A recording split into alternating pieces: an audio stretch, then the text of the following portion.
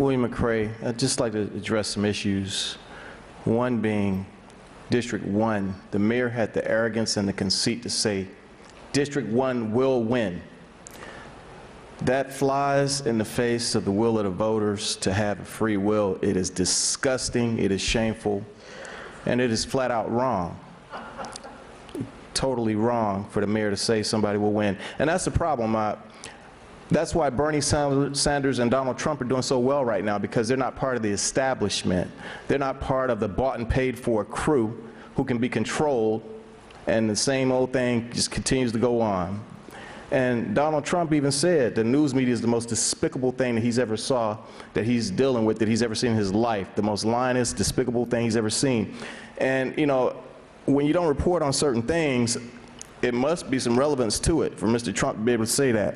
I mean, Mr. Tony Doris, you look like a paid employee. You're sitting right next to the city commissioners in the same chair. You got your own desk. They greased you up real well, so you want to talk about things like the mayor not paying taxes, not paying her taxes, and family members not paying taxes. Now, I don't know who wrote that, but if they're not lying, it's a shame. I wish, you know, if I ever make a mistake on my taxes, I hope I get the same consideration that you get, Mayor. It is disgusting. It's just a shame. Commissioner James, I saw you and the mayor were laughing last week when somebody came up here, an attack dog possibly, and was reading something about me that was like 20 years old.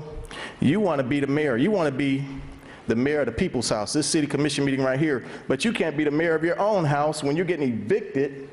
This is a final eviction notice for you, is that correct? Out of your own house, and it wasn't 20 years ago. It was fairly recent. In 2012, you got evicted. So you want to run this city, and you can't run your own affairs? It's disgusting, it's shameful, and it should not happen. Okay, we can't have that kind of conduct and have someone like you running this city. And that's only the beginning. We're going to get into some other stuff in the future, I assure you of that. So you can laugh when somebody comes up here and lies on me about things that were already vetted in court and proven to be lies. I enjoy it. It doesn't bother me at all. And I look forward to more of the same. And it's just this quid pro quo business. If you vote for Sylvia Moffitt and you're an African American, shame on you. We can never move forward when we think someone who hasn't done anything for us in the past is going to do something for us in the future.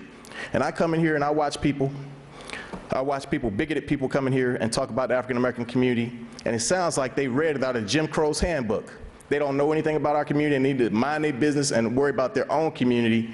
And one thing I know about bigots, they get old, they're lonely, they die, and they usually end up in hell.